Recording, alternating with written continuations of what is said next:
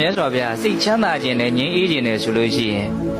သူများဘာတွေလုပ်တယ်ဘာတွေမလုပ်ဘူးဆိုတာကိုမစဉ်းစားနဲ့တဲ့သူဘာလုပ်ပေါ့ဆိုလိုတာကဟုတ်လားအဲ့လိုဆိုရင်ဘာလုပ်ရမလို့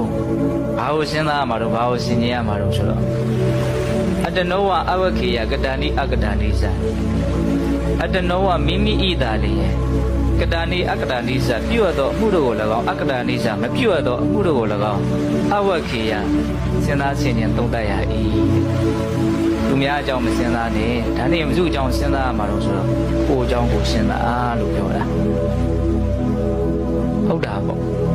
ကိုယ့်အတွက်အရေးကြီးဆုံးကကိုယ်ပဲလေ